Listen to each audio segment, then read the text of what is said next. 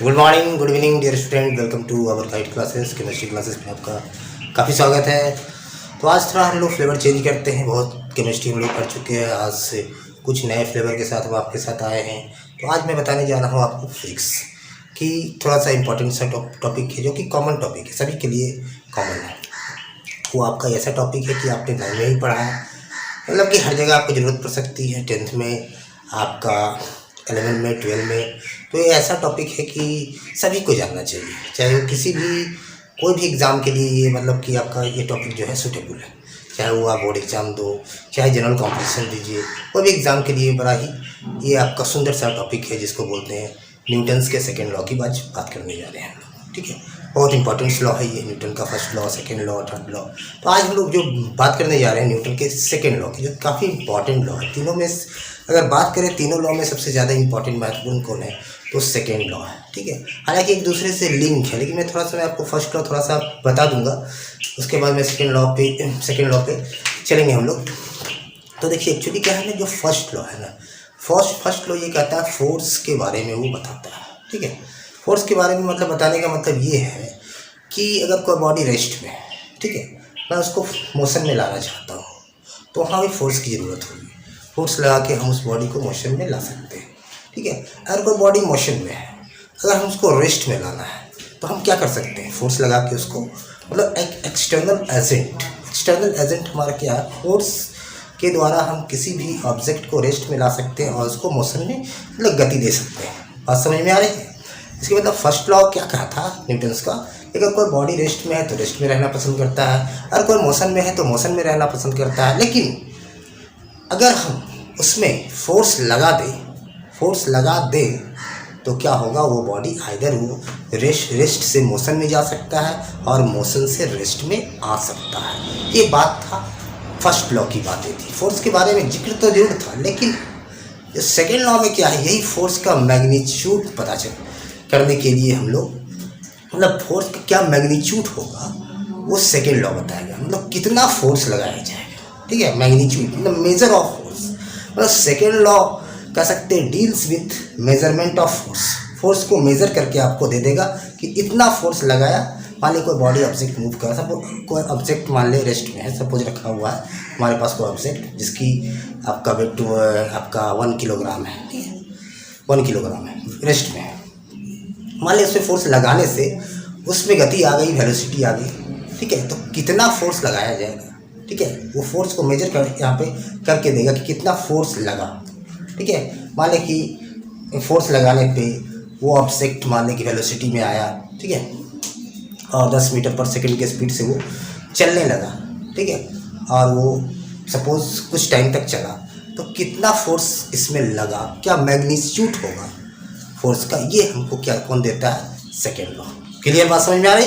हम लोग second law पे करेंगे। सेकेंड लॉ ध्यान देंगे, सेकेंड लॉ जो है, सेकेंड लॉ न्यूटन्स की जो सेकेंड लॉ है, सेकेंड लॉ, तो सेकेंड लॉ में सबसे पहले मैं आपको सिखाऊंगा, क्योंकि ये बार बार लीनियर मोमेंटम की बातें यहाँ पे आए। लीनियर मोमेंटम, सबसे पहली बात है, what is linear momentum, linear momentum.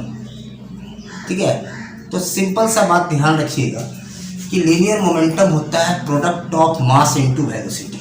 Product of mass into velocity, हम लोग मोमेंटम को, लीनियर मोमेंटम को P से डिनोट करते हैं। उसके ऊपर जो साइन देख रहे हैं वेक्टर का साइन है, वेक्टर आप समझ रहे हैं, इसके पास मैग्नीट्यूड के साथ साथ डायरेक्शन भी होती है।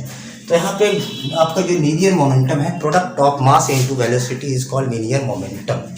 तो यहाँ पे बार बार लीनियर मोमेंटम आएगा, तो ये ध्यान रखेंगे लीनियर मोमेंटम। इसकी यूनिट जो होगा, यूनिट आप फार्मूला से निकाल सकते हैं। मास का यूनिट किलोग्राम होता है और वेलोसिटी का मीटर पर सेकेंड। ये होगी आपका इसका लीनियर मोमेंटम का यूनिट हो गया किलोग्राम मीटर पर सेकेंड। यहाँ तक आप हो गए। अब इसके देखिए सिंपल सा हम 3 ग्राफ इसका खींचेंगे, आपको समझा देंगे। 1 ग्राफ, 2 ग्राफ और 3 ग्राफ, ये तीनों ग्राफ इंपॉर्टेंट है। तो सबसे पहले देखिए, जब एक ग्राफ खींचना है तो m और p है हमारे पास, किसी एक टर्म को कांस्टेंट रखें, जैसे हम इसमें m को कांस्टेंट रखते हैं, मास को कांस्टेंट, m कांस्टेंट। जनरली क्या होता है, मास कांस्टेंट ही रहता है, कुछ जगह बदलता है, मैं आपको बताऊंगा। ठीक है, और वहाँ पे मास कांस्टेंट होगा, तो आप खींचोगे P और V के बीच में ग्राफ, P और V के बीच में ग्राफ खींचने पे। मास कांस्टेंट है तो इसका नेचर ग्राफ कैसा होगा आप यहाँ पे लिख सकते हैं, m is equal to constant, mass constant है। अब हम v को कांस्टेंट करेंगे और m, p और m के बीच में ग्राफ खींचेंगे, ठीक है। p और m के बीच में यहाँ पे v हमारा क्या हो गया, कांस्टेंट हो गया, बड़ा इंपॉर्टेंट ग्राफ है, याद रखिएगा। अब बात आती है एक चीज़ और कांस्टेंट करेंगे, अब p को कांस्टेंट करेंगे और m और v के बीच में ग्राफ खींचेंगे, ठीक है। तो ग्राफ ऐसा होगा और यहाँ पे p हमारा क्या हो जाएगा, कांस्टेंट हो जाएगा। ये तीनों ग्राफ बहुत इंपॉर्टेंट है। अगर आप पढ़ रहे हैं न्यूटन का सेकंड लॉ तो ये तीन चीज़ आपको, लीनियर मोमेंटम की बातें आपको ध्यान में होनी चाहिए, उसके कुछ ग्राफ जो इंपॉर्टेंट है वो ध्यान रखिए। तो बड़ा ही ग्राफ खींचना आसान था, आप फार्मूला लिख लीजिए, एक क्वांटिटी को कांस्टेंट कीजिए, दोनों के बीच में ग्राफ खींचिए। अब देखिए डायरेक्टली प्रोपोर्शनल का ग्राफ मतलब इसको कांस्टेंट किए तो p directly proportional to velocity, तो p और v डायरेक्टली लिनियरली उठ रहा है ओरिजिन से। अब यहाँ पे v को हमने कांस्टेंट कर दिया तो v कांस्टेंट हो गया, तो p और m के बीच में मैंने ग्राफ खींचा, मोमेंटम और मास, ये भी क्या हो, डायरेक्टली प्रोपोर्शनल। मास अगर बढ़ जाएगा तो मोमेंटम भी क्या होगा, बढ़ जाएगा। तो ये चीज़ इस तरह से देखिए कि वेलोसिटी और मोमेंटम के बीच में ग्राफ कैसा आएगा, ऐसा आएगा। तो ये तीन ग्राफ आप ध्यान रखें, बड़ा ही इंपॉर्टेंट है। अब मैं आपको ले चलता हूँ सेकेंड लॉ क्या कहता है, ठीक है, आप इसे नोट कर सकते हैं।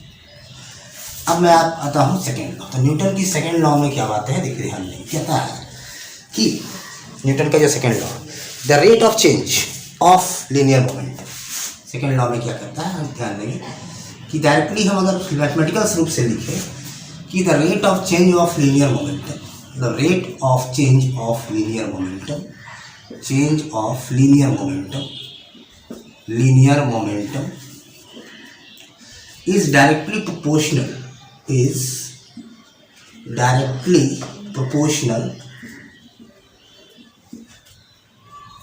to the external force applied, external force applied, कहता है फोर्स अप्लाइड।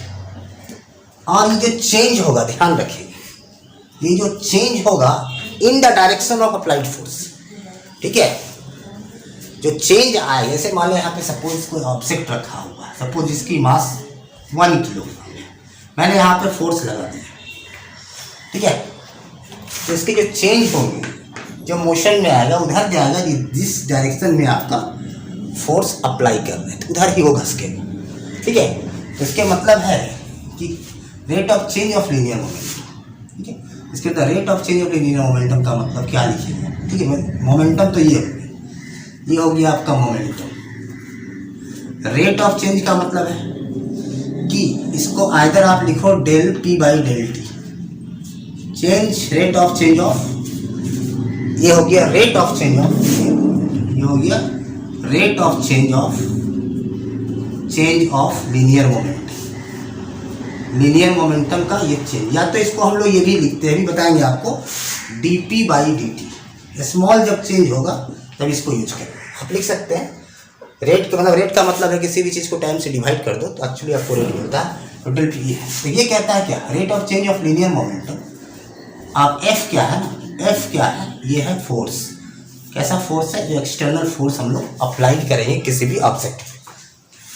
तो ये कहता है rate of change of linear momentum, ठीक है, मतलब कि फोर्स बढ़ा देंगे, the rate of change of linear momentum directly proportional to, rate of change of linear momentum directly proportional to the external force applied, ये चीज़ है डेल पी। अब डेल पी को क्या लिख सकते हैं, हम जानते हैं कि पी वेक्टर बराबर होता है एम इंटू वी, तो डेल पी बराबर लिख सकते हैं हम एम इंटू डेल वी, क्योंकि मास तो चेंज होगा नहीं ऑब्जेक्ट का, ठीक है, मास कांस्टेंट रहेगा, उसी के लिए वैलिडिटी है सेकेंड लॉ।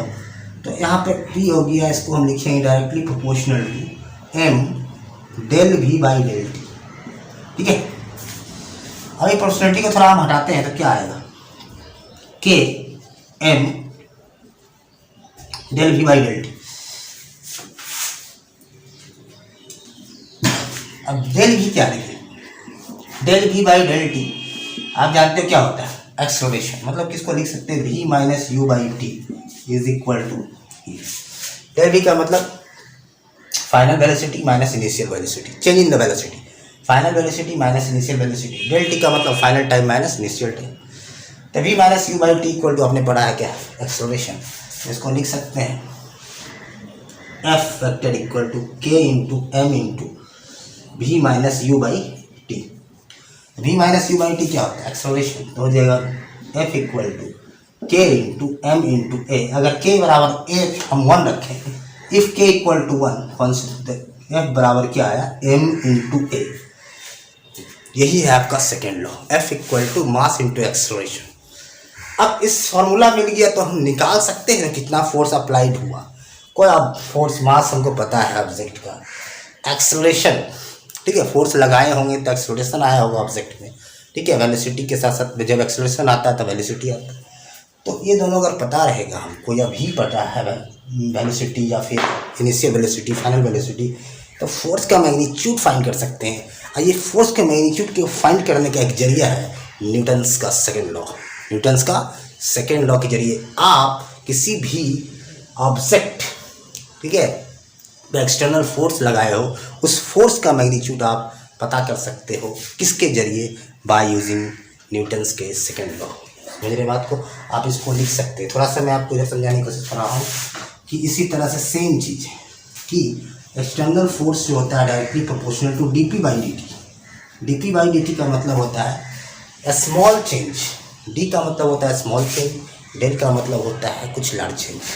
तो D p by d T यहाँ भी हम इसी तरह से लिखेंगे कि के यहाँ पे लिखेंगे, पी के जगह पे क्या लिखेंगे? मतलब कि एम इंटू, तो एम तो बाहर ले लेंगे तो d v by d t हो जाएगा। तो d v by d t का मतलब एक्सेलरेशन के इंटू एम इंटू ए। तो यहाँ भी क्या हो जाएगा? अगर के इक्वल टू 1 रखें तो एफ बराबर एम इंटू ए, मास इंटू एक्सेलरेशन। यही तो है आपका न्यूटन्स के सेकेंड लॉ। बात समझ में आ रही? Clear the? ये चीज़ है। फोर्स को आपको मेज़र करके देगा, ठीक है।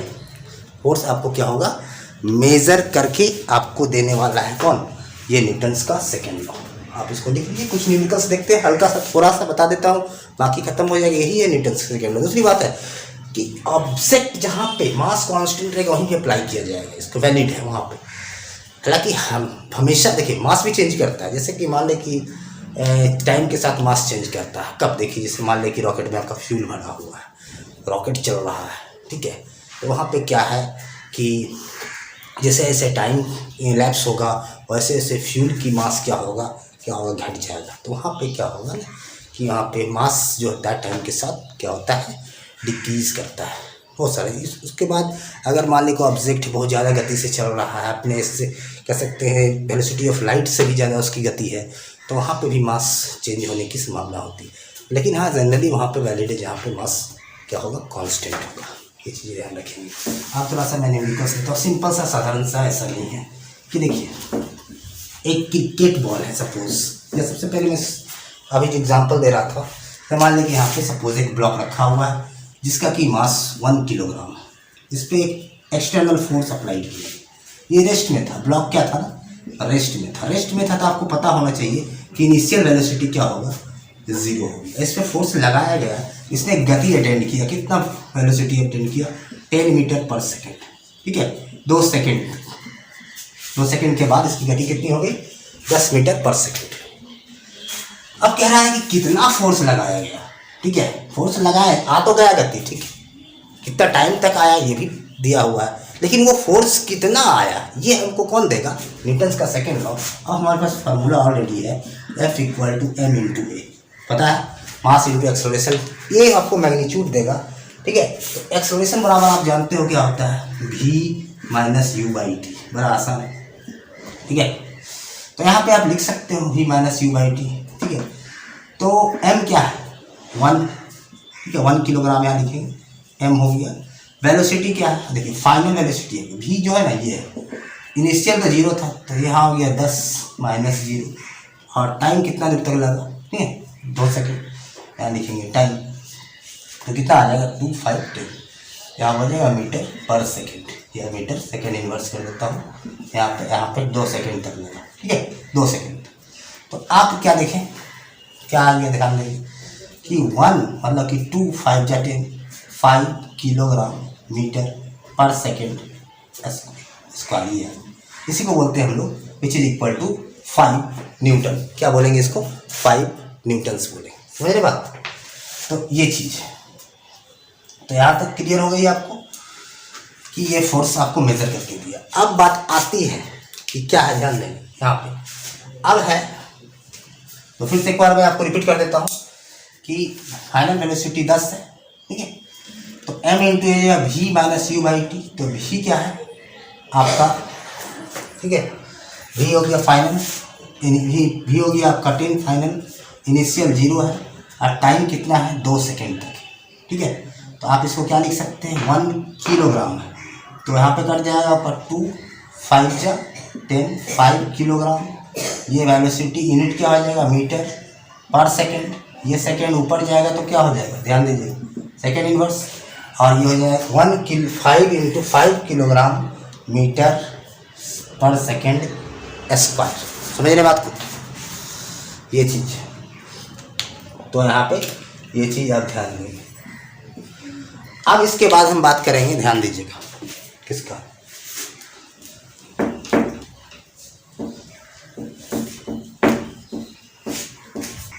अब मैं बात करता हूँ सेकंड क्वेश्चन की। एक क्रिकेट बॉल है, देखिए क्रिकेट बॉल हमेशा क्वेश्चंस में ये आता है कि क्रिकेट बॉल है जिसका कि वजन क्या है 0.2 किलोग्राम, ठीक है।